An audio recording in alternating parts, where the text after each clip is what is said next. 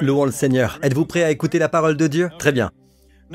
Au chapitre 5, Jacques nous dit qu'Élie, Élias, pour la version King James, le prophète Élie. Élie était un homme de la même nature que nous. Il a prié avec insistance pour qu'il ne pleuve pas, et il n'est pas tombé de pluie sur la terre pendant 3 ans et 6 mois. En ce temps-là, Israël s'était insurgé contre Dieu. Israël s'était détourné de Dieu. Et le roi d'Israël d'alors était le roi Akab, l'époux de Jézabel. Et Jézabel était la grande prêtresse de Baal. Et en tant que nation, ils avaient tourné le dos à Dieu, le Dieu qui les avait fait sortir d'Égypte, de l'état de servitude, pour les conduire à travers le désert jusqu'à la terre où coule le lait et le miel. Ils l'avaient oublié. Et actuellement, accordaient leur dévotion et leur amour à Baal et le roi idolâtre Baal. Et Dieu a dit que si vous ne respectez pas mes commandements et que vous vous détournez de moi, je retiendrai les cieux et il n'y aura pas de pluie. Alors Élie a prié. Élie était un prophète de l'époque. Et Élie a prié avec insistance pour qu'il ne pleuve pas. Et il n'est pas tombé de pluie sur la terre pendant 3 ans et 6 mois. Puis il a de nouveau prié, et le ciel, après 3 ans et demi, il pria de nouveau, et le ciel a donné de la pluie, et la terre a produit son fruit. Nous apprenons qu'il existe une prière qui aura un impact sur le ciel et la terre. Amen. Nous ne prions pas pour apaiser. Nous prions pour que le ciel descende sur la terre. Amen. Nous prions pour obtenir des résultats. Alors, fini le temps où nous prions juste pour nous sentir bien ou pour apaiser la personne pour qui nous prions. Amen. Nous devons apprendre à prier pour obtenir des résultats. Et dans cette instance, Élie a prié et l'atmosphère a été impactée. Même les cieux ont retenu la pluie pendant 3 ans et demi. Et la Bible nous dit qu'Élie a prié avec insistance. Que signifie prier avec insistance? Voyons 1 Roi 17. Le verset 1. La première fois qu'Élie est apparu au roi Akab, il a dit ceci: « L'Éternel, le Dieu d'Israël, dont je suis le serviteur, est vivant. Il n'y aura ces années-ci pas de rosée ni de pluie, sauf sur ma parole. » Disons qu'il ne pleut pas, mais au moins il y ait de la rosée le matin, n'est-ce pas? Mais il n'y aura ces années-ci pas de rosée ni de pluie, sauf sur ma parole. Quelle puissante déclaration! Mais quand vous lisez, vous avez lu Jacques 5 à l'instant, il est dit qu'il a prié avec insistance pour qu'il ne pleuve pas. Mais ici, nous n'avons aucune mention dans la Bible indiquant qu'il a prié de manière traditionnelle. Vous savez, la façon que nous pensons que nous devons prier. Quand on pense à la prière, on imagine quelqu'un les yeux fermés et les mains jointes et probablement à genoux. Et c'est l'idée que nous nous faisons de la prière le plus souvent. Mais ici, c'était une prière de déclaration. C'était une proclamation. Il n'y aura pas de rosée ni de pluie, sauf sur ma parole. Et Dieu appelle cela le Saint-Esprit dans le Nouveau Testament. Appelle cela une prière insistante. Il a prié avec insistance pour qu'il ne pleuve pas. Aujourd'hui, nous dirons une simple déclaration. Comment peut-on appeler cela une prière insistante? Mais Dieu appelle cela, cette prière puissante, une prière insistante. Vous écoutez? Ensuite, la Bible dit, il pria de nouveau et le ciel donna de la pluie, n'est-ce pas? Jacques 5, il dit, il pria de nouveau et le ciel donna de la pluie. Remarquez, il pria de nouveau et non pas, il pria de nouveau avec insistance. Il y a un instant, vous avez vu, il a prié avec insistance pour qu'il ne pleuve pas. Le mot insistance est là, en grec. Il pria avec la prière. L'idée de combiner le mot prière est répétée 2 fois, une fois comme un nom, une fois en tant que verbe. En grec, cela renvoie l'idée qu'il a prié avec insistance. Mais ici, lorsqu'il a prié à nouveau, il n'y a pas le mot avec insistance. Voyons donc comment il a prié à nouveau et les cieux ont donné de la pluie. Cela s'est produit après 3 ans et demi. Élie a lancé un défi à la nation d'Israël, parce qu'à cette époque, il y avait 450 prophètes de Baal, et de plus, le roi était présent, le roi Akab. Et Élie les a tous mis au défi, ainsi que la nation d'Israël, disant « Combien de temps hésiterez-vous entre les 2 côtés? Si l'Éternel est Dieu, suivez-le. Et si c'est Baal, suivez-le. » Il a donc lancé un défi, il dit « Rejoignez-moi au mont Carmel avec votre taureau, et vous construirez votre autel, vous les prophètes de Baal, préparez votre autel, et ensuite vous offrirez votre holocauste. » Et après nous verrons qui est Dieu lorsqu'il répondra par le feu. Je préparerai mon autel et je ferai de même. Et le Dieu qui répondra par le feu est Dieu. Le défi était donc lancé. Et les adorateurs de Baal ont construit leur autel. Et ils ont commencé à invoquer leur Dieu, mais il n'y eut pas de voix, ni personne qui répondit. Du matin jusqu'à midi, aucune voix, rien n'a été entendu. Alors Élie commença à se moquer d'eux et dit « Allons, voyons, criez à haute voix !» Ils crièrent à haute voix. En fait, ils se firent des incisions jusqu'à ce que le sang coule sur eux. Il n'y eut pas de voix jusqu'à à peu près 3 heures de l'après-midi. Ils abandonnèrent et Élie construit son autel, pria et le feu tomba sur le sacrifice. Maintenant, vous devez comprendre, une fois que le feu tombe sur le sacrifice, cela veut dire que le peuple est pardonné. Le feu n'est pas tombé sur le peuple, il est tombé sur le sacrifice. Maintenant, ils sont de ce côté. D'accord ? Désormais, Dieu peut légitimement et justement faire tomber la pluie et bénir la nation d'Israël. Donc, une fois que le feu est tombé, il est entendu que Dieu jugera les péchés de la nation dans le corps du taureau qui a reçu le feu du jugement. Maintenant que la nation est épargnée, Élie pouvait faire cette prière. Élie monta donc sur la montagne, au sommet du mont Carmel, et Élie dit à Akab, « Monte manger et boire, car il y a un grondement annonciateur de pluie. » En grec, il s'agit d'une abondance de pluie, comme nous le voyons dans la version Darby. Et j'entends pour vous tous, pour cette année qui vient, le bruit d'une abondance de pluie. J'entends le bruit de l'abondance de la grâce qui se manifeste dans vos vies. J'entends le bruit de l'abondance de la paix, shalom. Amen. J'entends l'abondance des bénédictions familiales qui arrivent chez vous. Je l'entends bien avant que le prophète ou le peuple d'Israël ne le voie. Le prophète l'a entendu. Akab monta boire. Quant à Élie, il monta au sommet du Carmel. Et se penchant jusqu'à terre, il mit son visage entre ses genoux. Maintenant, n'oubliez pas, je vous ai dit tout à l'heure que lorsqu'il s'agit de prier avec insistance, c'était juste une déclaration. Mais quand il s'agit de prier à nouveau, il n'y avait pas de prière avec insistance. Il est dit simplement, puis il a de nouveau prié, et le ciel a donné de la pluie. Mais remarquez cette fois, il a prié de la façon que nous pensons que la prière devrait être, n'est-ce pas? Et se penchant jusqu'à terre, il mit son visage entre ses genoux. Puis il dit à son serviteur, « Monte regarder du côté de la mer. » Je vous l'ai dit, n'est-ce pas? Depuis le sommet du mont Carmel, vous pouvez voir la mer Méditerranée. Il dit à son serviteur, « Monte, monte et regarde si tu peux voir un nuage dans le ciel. » Pendant 3 ans et demi, il n'y avait même pas le moindre nuage dans le ciel. Il y avait la sécheresse, la famine pendant 3 ans et demi. Monte, regardez du côté de la mer. Le serviteur monta, regarda et dit, « Il n'y a rien. » Bien avant que vous voyiez quelque chose. Ceux qui sont en harmonie avec le Saint-Esprit entendront le bruit d'une abondance de pluie. La suite. La 7e fois, le serviteur dit, « Voici un petit nuage qui s'élève au-dessus de la mer. » Donc, au loin, le serviteur dit, « Hey, Élie, je vois un nuage. Je vois un point de nuage blanc et cotonneux. Si je vais être près, c'est de la taille de la paume de ma main. Imaginez, vous vous approchez d'un nuage et il est de la taille de votre main. Donc c'est comme, vous savez quoi? Beaucoup d'entre nous sommes découragés. Oh, où est la pluie? Mais l'homme de Dieu veut voir que il se rend compte qu'il y a un nuage cotonneux. Vous savez, un peu de Dieu devient beaucoup. 5 pains et 2 poissons dans ses mains deviennent une abondance pour nourrir plus de 5000 personnes. Amen. Une poignée de farine et un pot d'huile peuvent nourrir une famille entière pendant toute une année.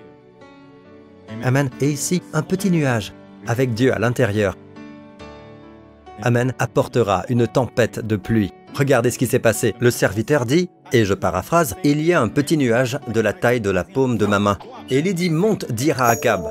Attelle ton char et descends afin que la pluie ne puisse pas te retenir. » En quelques instants, le ciel devint noir de nuages. Le vent souffla. Israël n'a pas connu cela depuis 3 ans et demi. Pas même un nuage dans le ciel. Maintenant, le nuage, les cieux sont noirs. Le ciel devient noir de nuages. Le vent souffla et il y eut une forte pluie. Alors le roi Akab monta sur son char et partit pour Jizréel. Amen. Donc au moment où l'homme de Dieu a entendu qu'il y a un nuage, un petit nuage cotonneux, il dit « Descends et dis au roi, il vaut mieux se préparer à partir, la pluie arrive. Il vaut mieux commencer à retourner à son palais. » Amen. Et le roi chevauchait son chariot avec fureur. Et ce chapitre se termine avec cela. Verset suivant. La main de l'Éternel reposa sur Élie, qui noua sa ceinture et courut devant Akab jusqu'à l'entrée de Jizréel. Vous savez, d'une part, ce roi, chevauchant son char, « Ya, ya, ya !» Et cet homme de Dieu, je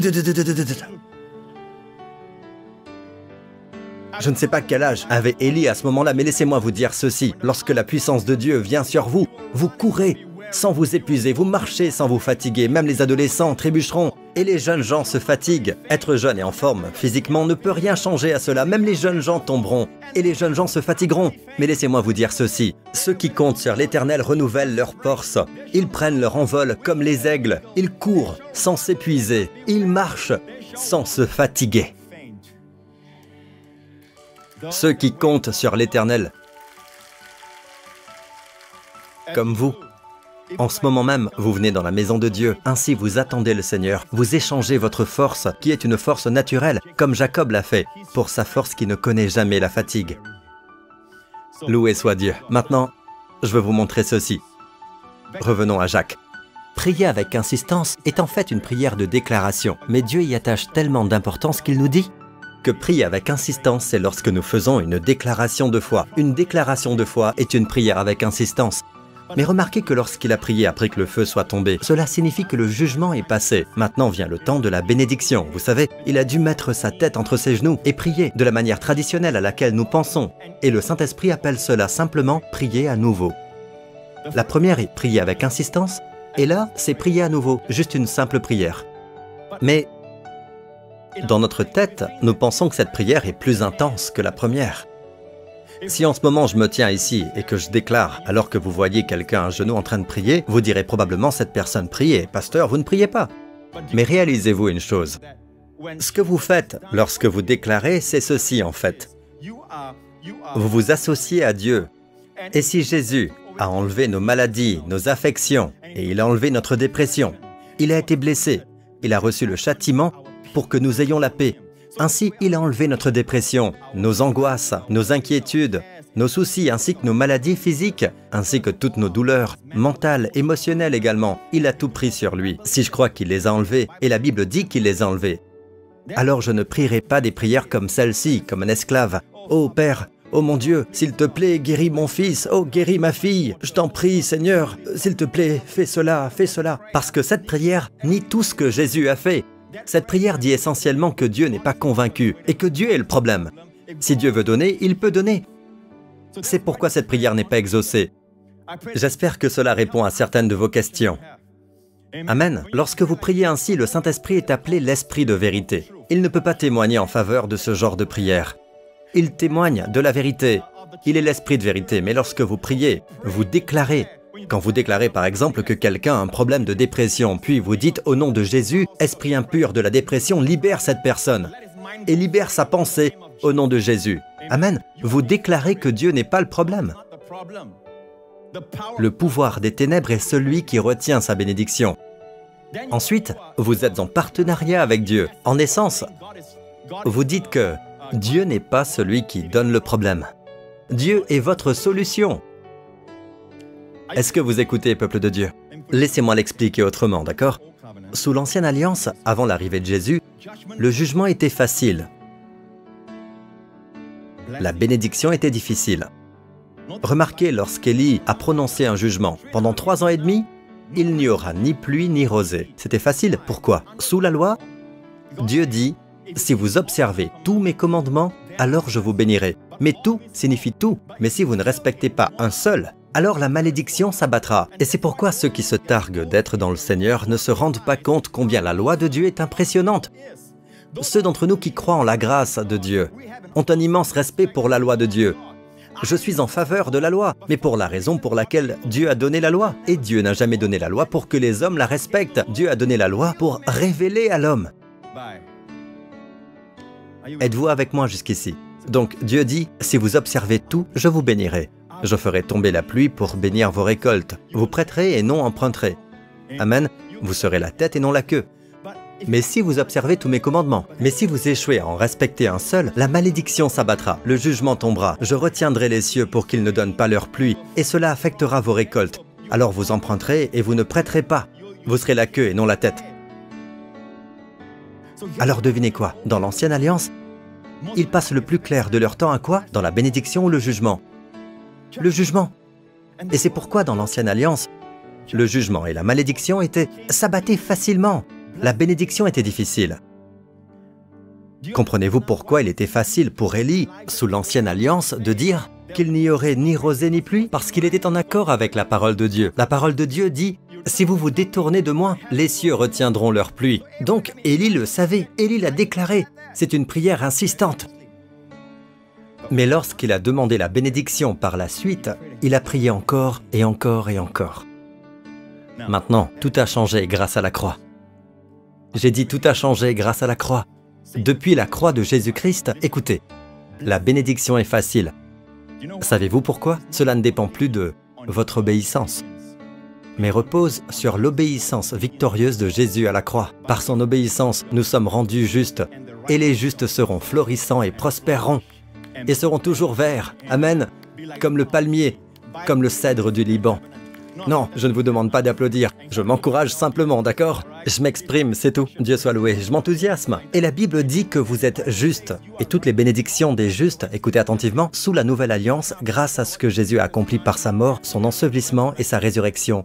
Tout a changé. Aujourd'hui, la bénédiction est facile. C'est pourquoi vous n'avez qu'à le déclarer. Il y a toujours la prière pour demander. Mais c'est pour demander la sagesse et tout ça. Mais ce que Jésus a fait pour nous à la croix, déclarez-le. Si un être cher est opprimé, il n'est pas destiné à l'oppression. Déclarez-le. Dieu n'est pas à l'origine du problème. Si quelqu'un est malade, proclamez la guérison, proclamez, décrétez-le, déclarez-le. C'est pourquoi la bénédiction est facile. Déclarez-le. Nous ne sommes pas à l'époque où Élie était régi par la loi. C'est pourquoi ne vous y trompez pas. Quand Jésus était dans sa ville natale, Nazareth, une fois, comme le voulait la coutume, ils lui ont probablement donné... Vous savez, la voix de Jésus est magnifique, je veux dire, c'est une voix puissante et... En tant que jeune homme, ils lui ont probablement donné la Torah pour qu'il la lise et lui ont donné le rouleau. Cette fois-là, ils lui ont donné le rouleau et la Bible dit qu'il a trouvé l'endroit où il était écrit. Voyons cela, on lui remit le livre du prophète Ésaïe.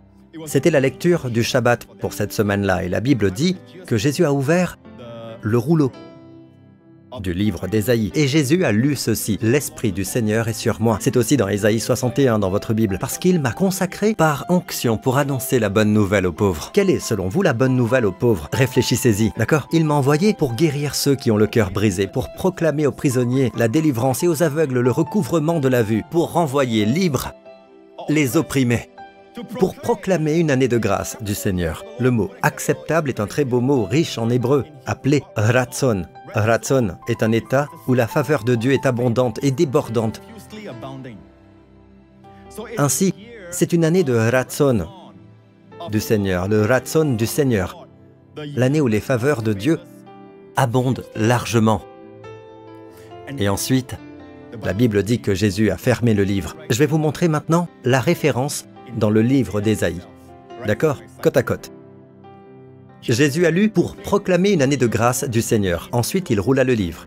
Dans la version King James, la portion d'Ésaïe dit pour proclamer une année de grâce de l'Éternel, virgule, et un jour de vengeance de notre Dieu.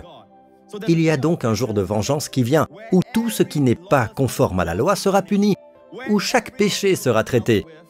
Mais nous ne sommes pas dans ce jour et cette ère. Mais il arrive, oui. Nous sommes encore dans l'année Ratzon du Seigneur, où les faveurs gratuites de Dieu abondent. Amen. Nous sommes dans cette ère. Beaucoup de gens aiment prêcher que l'ère à venir, c'est notre époque. Ou ils aiment prêcher, ou vous parlez de l'Ancien Testament comme étant de nos jours. Ils chantent même des chansons sur le jour de la vengeance. Mais nous ne sommes pas au jour de la vengeance. Jésus savait comment fermer le livre. Et là où Jésus a fermé le livre, nous devons apprendre à fermer le livre. La Bible dit que lorsque Jésus a lu pour proclamer l'année favorable du Seigneur, il savait que sa première venue n'était pas le jour de la vengeance. Sa première venue est pour sauver. Il a donc fermé le livre. Et entre l'année de grâce de l'Éternel et le jour de vengeance de notre Dieu, 2000 ans se sont écoulés. Oh, la longanimité de notre Dieu! La patience de notre Dieu qui ne veut pas qu'aucun ne périsse, mais que tous se repentent. Nous sommes donc toujours dans l'année Ratzon du Seigneur, où les bénédictions sont faciles. Proclamez-le. Quand vous savez dans votre tête que la bénédiction est facile, vous ne priez pas comme ça. « Oh Dieu, Et vous savez, c'est comme si aujourd'hui, je regarde l'Église et elle régresse. Ils reviennent en arrière et ils pensent qu'en étudiant les noms de Dieu, ils appellent Dieu le Dieu d'Abraham, d'Isaac et de Jacob, et qu'il est et qu'il était toujours, ou ils l'appellent le Dieu de El Shaddai. Ils ne se rendent pas compte, aussi merveilleux que soient ces noms, et je vais enseigner sur les noms de Dieu. Je l'ai fait dans le passé et je le referai encore à l'avenir. Mais le nom au-dessus de tout nom que Jésus est venu révéler, que nous devons prier, c'est le nom Père. Père, je leur ai révélé ton nom afin que l'amour par lequel tu m'aimes puisse être en eux.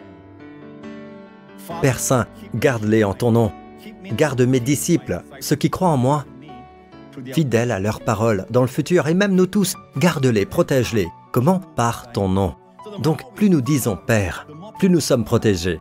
Nous devons prier dans un tel esprit que lorsque nous prions, n'ayez pas l'impression d'être loin de Dieu. Quand vous commencez à prier, c'est comme un train qui avance lentement, qui se rapproche de plus en plus, puis finalement vous vous approchez de Dieu. Non, non, non, vous priez parce que vous êtes déjà proche de son sein. Vous êtes son fils, il est votre Père. Alors vous dites Père, vous devez prier en toute plénitude, dans votre position de victoire. Écoutez-vous, peuple de Dieu. C'est pourquoi vous ne devriez pas penser, Pasteur Prince, dans ce genre de situation, il faut prier intensément. Il ne s'agit pas de prier intensément ou légèrement. Pourquoi prier intensément? L'important, ce n'est pas de prier intensément, mais à qui vous adressez vos prières, donc, peut être très doux et dire simplement « Père, touche cette personne maintenant. Père, je te remercie. » Donc, quand il s'agit de prière, lorsque vous êtes dans ce même état d'esprit, vous êtes sur la même longueur d'onde. Vous voyez Dieu vouloir bénir les gens. Bien avant que je prie dans ma chambre, vous voyez, je vois Dieu vouloir me bénir. Je vois Dieu vouloir bénir l'Église. Je vois Dieu vouloir bénir ma famille. Son cœur d'amour ici. Et donc, lorsque je prie ainsi, dans cette posture, je suis en accord avec le ciel. L'Esprit de vérité peut témoigner. En répondant à ma prière, il témoigne de la vérité. Parce que je viens d'une position de vérité.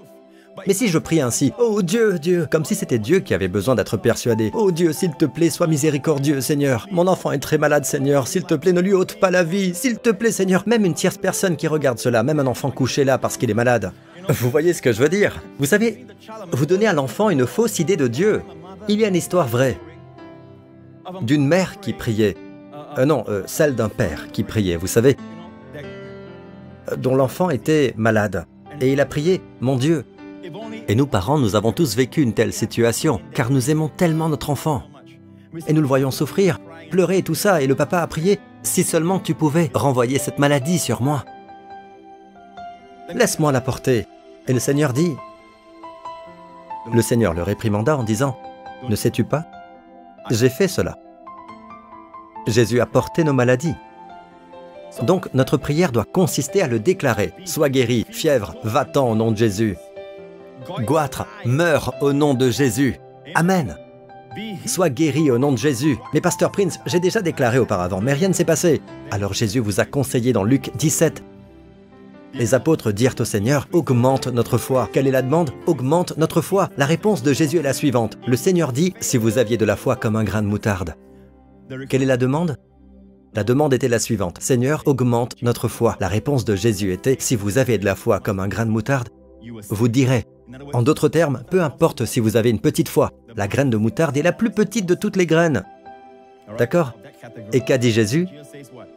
Ce qui compte, ce n'est pas la dimension de votre foi. Une fois que vous avez la foi, même si elle est petite, commencez à dire. Commencez à dire quoi? Au mûrier, déracine-toi et va te planter dans la mer, et il vous obéirait. Mais pasteur, je l'ai déjà dit une fois. Le problème est toujours là. Bon, écoutez. En grec, si vous avez la foi comme une graine de moutarde, vous pouviez dire à ce mûrier. Le verbe « dire » est à l'imparfait. Vous savez que le passé composé signifie « une fois pour toutes », alors que l'imparfait signifie que l'action continue. Continuez à dire. Jésus a littéralement dit « continuez à dire ». Votre problème est que le mûrier ici est en fait le mûrier noir. Un figuier qui, en Israël, a un tronc très solide et ses racines vont en profondeur. Même lorsque vous vous éloignez, vous le voyez toujours sortant de terre. Il est très enraciné et pourtant il peut être déraciné par une foi aussi petite qu'une graine de moutarde. Je vous en ai déjà parlé. La dernière fois sur mon dos, j'avais comme une carte de l'Australie. Parce que je transpirais beaucoup en faisant du sport. J'avais une carte de l'Australie, ça ressemblait presque à l'Australie quoi. Et la Tasmanie était en dessous. Et je me souviens, quand j'ai appris cette vérité, j'ai parlé à mon affection de la peau, que tu sois arraché par tes racines et jeté dans la mer. Et j'imaginais, pardonnez-moi ceux qui habitent à Marine Parade, j'imaginais la mer de Marine Parade. Jeté dans la mer. J'ai utilisé littéralement les mots de Jésus, soit déraciné, affection de la peau et jeté dans la mer au nom de Jésus. Quelques temps se sont écoulés, j'ai oublié combien de semaines passèrent. Un jour, alors que je me rasais ou me brossais les dents, j'ai entendu une voix, j'étais torse nu et j'ai entendu une voix intérieure me dire « Regarde ton affection cutanée ». Cela faisait un moment que je n'y avais pas jeté un œil, mais je prononçais les mots à chaque fois que je prenais mon bain. Je le disais, j'ai regardé derrière moi et elle était partie. Comment cela s'est produit? Je ne sais pas. Quand cela s'est produit? Je ne le sais pas. Tout ce que je peux dire, c'est qu'elle se trouve quelque part à Marine Parade. Vous tous, si vous allez plonger, vous verrez la carte de l'Australie. Jésus a littéralement dit « continuez à dire », parce qu'un roi, voyez-vous, vous reconnaissez que vous n'êtes plus une personne attachée à la terre, vous êtes assis avec Christ, parce qu'un roi décrète, même lorsque vous priez normalement, une prière normale, traditionnelle, décrétez dans votre prière. Même lorsqu'il s'agit de maladie, lorsqu'il s'agit du pouvoir des ténèbres, ne demandez pas à Dieu de s'en occuper, décrétez. Parfois, une prière de demande est incorrecte.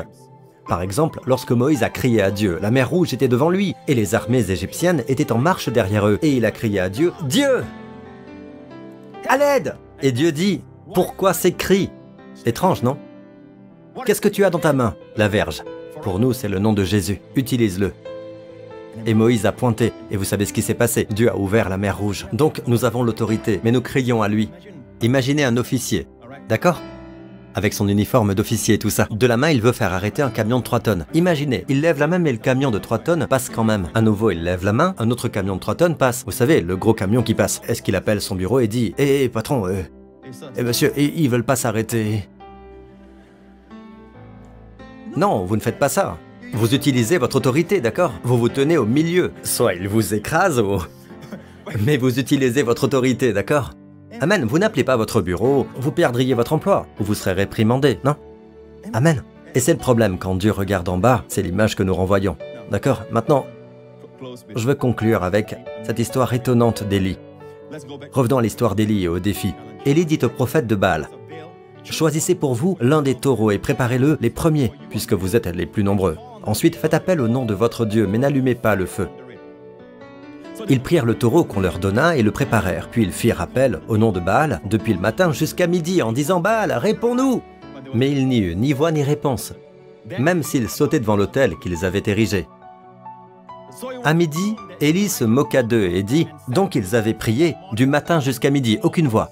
Aucun feu n'est venu du ciel. » Et Élie dit « Criez à haute voix, puisqu'il est Dieu, il doit être en train de penser à quelque chose. Ou bien il est occupé. Ou encore en voyage. Peut-être même qu'il dort. Et qu'il va se réveiller. » Ils crièrent à haute voix et, conformément à leur coutume, ils se firent des incisions avec des épées et avec des lances jusqu'à ce que le sang coule sur eux. Lorsque midi fut passé, ils prophétisèrent jusqu'au moment de la présentation de l'offrande. Mais il n'y eut ni voix ni réponse, ni signe d'attention. La dernière partie, personne ne prêta attention, très intéressant. Élie dit alors à tout le peuple, « Approchez-vous de moi. » Tout le peuple s'approcha de lui. Maintenant, je vais vous dire quelque chose, d'accord? C'est une chose pour Dieu de juger le péché. Mais si Dieu jugeait le péché, comment pourrait-il gagner notre affection?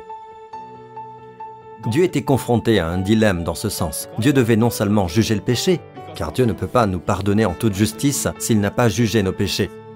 Dieu doit être Dieu, il doit juger nos péchés, mais en tant que Dieu, il doit aussi démontrer son amour, car Dieu est amour. Comment Dieu va-t-il juger nos péchés tout en gagnant notre cœur? Regardez cela. Élie répara l'autel de l'Éternel qui avait été démoli. Cela signifie qu'il y avait un autel là-bas auparavant qui avait été renversé par les prophètes de Baal. Alors, Élie le répara. La première chose que vous devez faire, c'est réparer l'autel. Il est temps pour nous, notre autel est la croix de Jésus-Christ. Il est temps pour nous de ramener la croix de Jésus-Christ.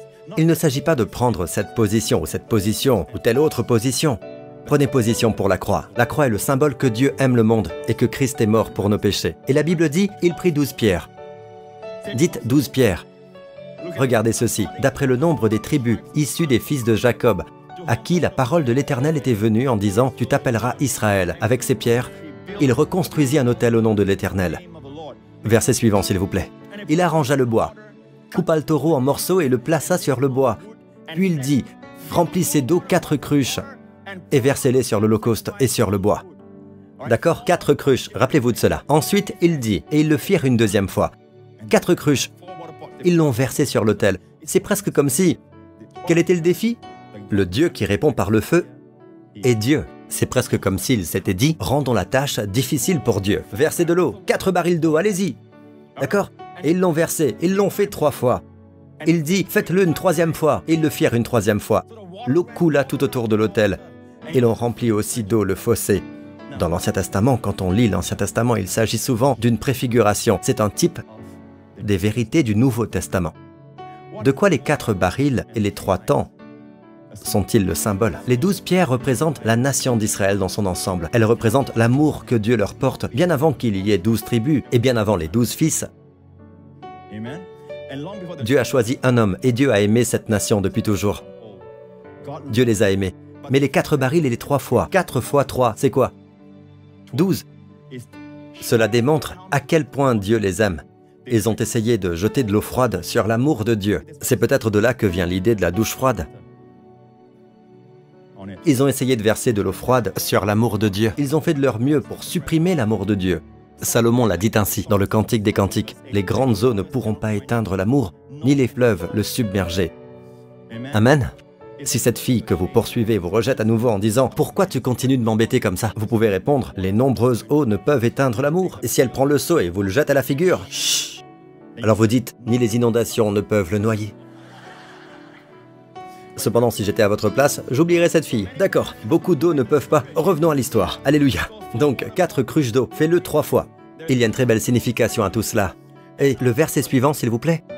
À l'heure habituelle de l'offrande du soir. Très intéressant, le sacrifice du soir. Savez-vous qu'Israël offre 2 sacrifices à Dieu tous les jours? L'un est le sacrifice du matin, ils l'appellent le sacrifice du matin. Ils mettent un agneau sur l'autel dans le temple. Et l'autre est appelé le sacrifice du soir. Le sacrifice du matin a lieu à 9 h du matin, le sacrifice du soir à 15 h. Lorsqu'il l'offre, le prêtre souffle de la trompette. Lorsque Jésus a été crucifié, la Bible nous indique l'heure. Il a été crucifié exactement. Lorsque les clous ont transpercé sa main, on l'a cloué au sol et ils ont soulevé la croix, il était 9 h du matin. Et quand ils l'ont soulevé, au même instant, le son de la trompette retentissait juste derrière, dans le temple. Et puis la Bible dit que Jésus est resté cloué là, portant tous nos péchés. Et même les nuages. C'était comme si, alors qu'il était suspendu là, midi était devenu minuit. À sa naissance, minuit est devenu midi, alors que les anges remplissaient le ciel lumineux. Ici, il était sous le couvert de l'obscurité quand il est devenu péché par nos péchés. Et Dieu a déversé sa colère sur son Fils. Et à 3 h, les nuages ont commencé à se dissiper. Ce qui signifie quoi? Que le jugement était passé. Tout a été payé. Réglé par son sacrifice à la croix. Les nuages du jugement sont censés tomber sur votre tête et sur la mienne, mais ils sont tombés sur sa tête et se sont épuisés. Et Jésus a levé les yeux et s'est écrié à 3 h, « Tout est fini !» Puis il dit, « Père, entre tes mains, je remets, en hébreu, mon rouar. » Il a expiré, parce que l'esprit en hébreu c'est rouar. Il a expiré. Il était complètement vivant lorsque le jugement a été prononcé sur lui. Et c'est là toute la différence, parce que lorsque le feu est tombé ici, regardez ici, d'accord? Le sacrifice du soir il est à 3 h. Et c'est le moment où la Bible dit que Daniel priait. L'ange s'est mis à voler rapidement à 3 h, au moment de l'oblation du soir. Maintenant, ne commencez pas à prier à 3 h. Ce n'est pas l'heure de Jérusalem de toute façon, d'accord? Non, il n'y a pas, mais le peuple juif ils observaient ce genre d'horaire, c'est vrai. Mais aujourd'hui, n'importe quelle heure est bonne pour prier. D'accord? Parce que nous vivons après la croix. Êtes-vous avec moi jusqu'à présent? Donc, au moment du sacrifice du soir, lorsque dans le temple de Jérusalem on offrait l'Holocauste, au moment de l'œuvre accomplie, Jésus dit « Tout est fini !» Élie a prié. Dieu d'Abraham, d'Isaac et d'Israël, que l'on sache aujourd'hui que c'est toi qui es Dieu en Israël, que je suis ton serviteur et que j'ai fait tout cela sur ton ordre. Réponds-moi, Éternel, réponds-moi, afin que ce peuple reconnaisse que c'est toi, Éternel, qui es Dieu, et que c'est toi qui ramènes leur cœur vers toi. Le feu de l'Éternel tomba alors. Il brûla l'Holocauste, le bois, les pierres et la terre, et il avala l'eau qui était dans le fossé. Quand ils virent cela, tous les membres du peuple tombèrent le visage contre terre et dirent « C'est l'Éternel qui est Dieu! C'est l'Éternel qui est Dieu! Il est Elohim, le Seigneur, il est Dieu! Le Seigneur, il est Dieu! » Non seulement la justice de Dieu a trouvé le moyen de satisfaire la justice, car le jugement était né, mais il a aussi trouvé un moyen de gagner le cœur de la nation. Et dans tout ça, remarquez que le feu est tombé sur le sacrifice et non sur la nation. Pas sur la nation coupable, pas sur vous et moi qui sommes coupables, mais sur le sacrifice. Et la nation est épargnée. Vous et moi sommes épargnés. Nous sommes libres.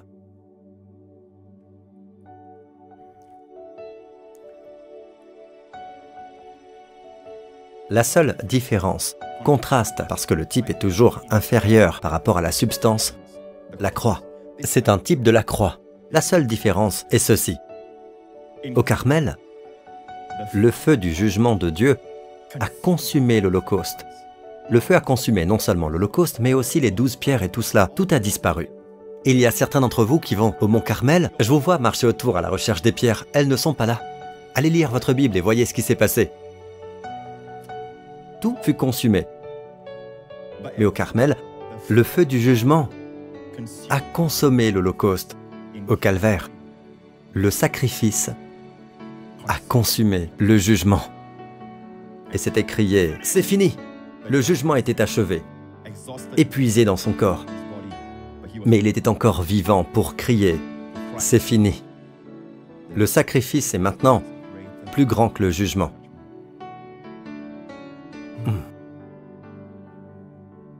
Vous et moi, nous vivons dans l'année Ratson du Seigneur. Quoi agissons-nous comme si la bénédiction était si difficile? Nous voulons persuader Dieu. Notre attitude même nous met en échec bien avant que nous ne prions. Je ne dis pas que vous ne pouvez pas prier comme ça. Je parle de notre attitude intérieure. Nous prions pour avoir accès alors que nous devrions prier parce que nous avons accès. Nous prions pour obtenir de l'influence avec Dieu alors que nous devrions prier parce que nous avons l'influence avec Dieu. Chaque fois que vous vous adressez à Dieu, ce devrait être comme un moment merveilleux du genre « Oh mon Dieu, je suis dans ma chambre et il n'y a personne autour. Je vais prier et Dieu m'entendra. » J'ai du pouvoir avec Dieu. Dieu veut que j'ai du pouvoir avec lui. Dieu veut que je l'influence. Amen. Il y a des choses pour lesquelles vous pouvez influencer Dieu, même à propos des affaires du monde. Amen. Vous devez venir à Dieu en sachant que Dieu veut que vous priez parce que vous êtes des co-ouvriers. Dans la prière, il y a des choses qu'il ne faut pas demander à Dieu, comme « Dieu guérit, Dieu guérit ». Cette prière n'aura aucun résultat. Avez-vous remarqué que dans l'église où les gens prient pour la guérison, il n'y a pas beaucoup de résultats, mais là où elle est proclamée, il y a des résultats. Dans le livre de Job, il est dit « Tu prendras une décision ». Dans la Old King James, il est dit littéralement « Tu décrèteras une chose ». Vous connaissez le décret des rois. Et que se passera-t-il? Et tu le verras se concrétiser.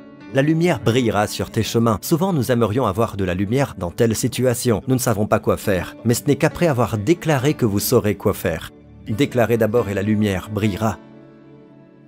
La Bible dit « Quand viendra l'abaissement, tu diras « Debout, décrétez-le. Dieu sauvera celui qui est humble. » Quand il vous jette la pierre, vous devez dire « L'exaltation vient. » Alors Dieu vous sauvera. Vous êtes vraiment humble. Mais nous pensons que l'humilité, être humble, c'est quand vous êtes à terre. « Oh Dieu, je suis si humble, Seigneur. Je suis si humble. » Non, c'est de la pseudo-humilité. L'humilité consiste à déclarer, et c'est pourquoi je déclare des bénédictions sur votre tête. Je déclare l'abondance de la pluie sur votre chemin. Je déclare l'abondance de la santé, l'abondance de shalom, du bien-être pour vous et votre famille. Cette année, au nom de Jésus, levez-vous, louez le nom de Jésus, alléluia. Louez le Seigneur, alléluia. Nous sommes toujours dans l'année Ratson du Seigneur. Alors priez en conséquence. Vous ne pouvez pas faire des prières de jugement. Vous ne pouvez pas prier les psaumes imprécatoires. David a prié des psaumes de jugement sur ses ennemis. Ce n'est pas pour nous aujourd'hui. Ce sont toujours des choses merveilleuses, merveilleuses à regarder dans les psaumes. Mais nous ne prions pas de psaumes imprécatoires sur nos ennemis. Aujourd'hui, nous aimons nos ennemis humains. Notre véritable ennemi est la puissance des ténèbres. Vous voyez, il y a tellement de querelles dans votre famille. Dites, espèce d'esprit immonde qui sème la discorde dans ma famille. Je t'ordonne de cesser tes manœuvres. Sors de ma famille au nom de Jésus. Veillez à utiliser le nom de Jésus. En tant que roi, vous décrétez. Lorsque vous faites cela, vous prenez la place qui vous revient de droit. Le Seigneur aime cela. Maintenant, vous naviguez avec Dieu. Amen. Et Dieu appelle cette prière insistante, prière avec insistance. Comment sommes-nous sauvés? Vous déclarez, Jésus-Christ est mon Seigneur. Amen. Vous croyez qu'il a pris vos péchés et qu'il est ressuscité sans eux. La résurrection est la preuve que vos péchés sont effacés. Une fois que vous y croyez, vous êtes sauvés. Vous n'êtes pas sauvés en suppliant Dieu, s'il te plaît, sauve-moi, Dieu. Oh Dieu, s'il te plaît, sauve-moi. Non, vous êtes sauvés en déclarant. Alors pourquoi ne pas déclarer dès maintenant que Jésus-Christ est votre Seigneur? Et croyez dans votre cœur en un seul sacrifice pour les péchés, pour toujours. Dans l'Ancien Testament, les Juifs apportaient un sacrifice chaque jour. Vous savez pourquoi? Parce que le jugement est plus grand que le sacrifice. Aucun taureau ni bouc ne peut prendre la place de Jésus, mais ce seul sacrifice de Jésus est efficace à jamais. Amen, parce que le sacrifice aujourd'hui est plus grand que le jugement. Il a consumé tout le jugement et toute la colère de Dieu. Et c'est pourquoi Dieu ne ressent plus de colère envers nous. Si vous croyez dans ce sacrifice unique, faites cette prière avec moi maintenant. Dites, Père Céleste, je crois que le Christ a annulé tout le jugement, toute ta rancune dans son propre corps, et tu l'as conçu pour qu'il en soit ainsi, de sorte que tu es juste. Aujourd'hui, en me rendant juste, tu n'as pas fait de compromis, Seigneur. Tu es juste en me rendant juste par la mort de ton Fils. Et tu l'as ressuscité d'entre les morts, sans mes péchés. Et c'est la preuve que tous mes péchés ont été effacés. Jésus-Christ est mon Seigneur, au nom de Jésus. Amen. Louez le Seigneur, louez le Seigneur, louez le Seigneur. Levez les mains, vous tous ici présents. Laissez-moi déclarer cela sur vous. Vous savez pourquoi je peux déclarer cela sur vous? Pas pour vous apaiser. Vous savez pourquoi je peux déclarer cela sur vous? Parce que je sais que nous sommes dans l'année Ratson de la faveur. Amen. Nous sommes encore dans cette dispensation de la grâce jusqu'à ce que Jésus vienne et nous ramène. Alors la terre connaîtra les jours de vengeance de notre Dieu. Mais nous n'en sommes pas encore là. Dieu est longanime, afin que le plus grand nombre possible de personnes parviennent à le connaître. Peuple de Dieu, Amen. Tous ceux qui nous regardent en ce moment, que le Seigneur vous bénisse, vous et vos familles. Cette semaine, puissiez-vous être arrosés des bénédictions de Dieu. Que Dieu fasse tomber des pluies de bénédictions sur vous et vos proches. Tout au long de cette semaine, puissiez-vous faire l'expérience concrète des bénédictions de Dieu qui se manifesteront cette semaine. Que le Seigneur vous sourie, vous soit favorable, et que le Seigneur lui-même vous garde, vous préserve. Au nom de Jésus, je déclare que le Seigneur vous préserve de tout mal, tout au long de cette semaine, de tout mal, de tout danger, de toute infection, de toute puissance des ténèbres, par le sang de son Fils, au nom du Seigneur Jésus-Christ. Le Seigneur vous sourit et vous accorde son shalom, sa paix, la plénitude et le bien-être dans chaque partie de votre être, dans chaque partie de votre corps, au nom de Jésus. Et le peuple de Dieu dit Amen. Que Dieu vous bénisse. À très vite.